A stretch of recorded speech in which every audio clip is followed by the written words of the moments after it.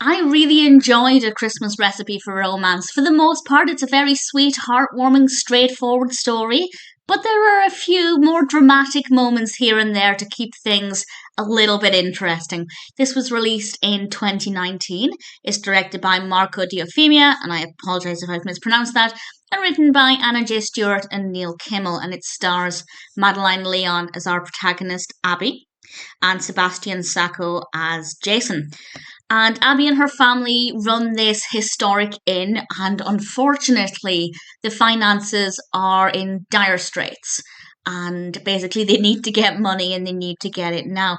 And it just so happens that there is a cooking contest where there's a large cash prize. So Abby decides to enter, but she's not exactly a professional in the kitchen. And it just so happens that the professional chef, Jason, is staying at the inn, so he kind of agrees to give her some lessons. And of course, as they spend time together and bond, the romantic aspect begins to grow. And I really liked their relationship. Jason's had a bit of a tough time recently. He lost somebody very close to him, and he's not really been. Well, he's not been sure of where his career is going or who he even is as a person. So, to begin with, he didn't really open up very well, and that meant that his relationship with Abby didn't grow for a little bit. But with spending time with Abby, she was really able to help him look into himself and see who he is as a person, and also to realize that the feelings he has, the grief, is something that he can't control, but he can control his future to a certain extent. And as a pairing, I think they worked really well. Abby's great energy and enthusiasm definitely helped to lift Jason up, and I think it was beautiful to watch, and I really thoroughly enjoyed it.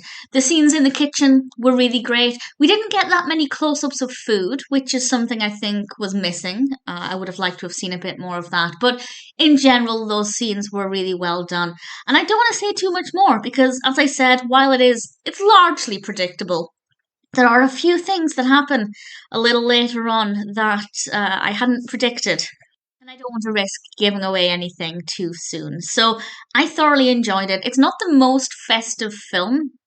We have Christmas decorations, a lot of Christmas decorations, not many Christmas activities though. So if you're looking for a film that's really baked in Christmas and full of festive joy, this one's not really there, but there is a decent enough amount of Christmas that it has that kind of merry holiday feel to it. So it's not too bad, but it's certainly not the most Christmassy film out there.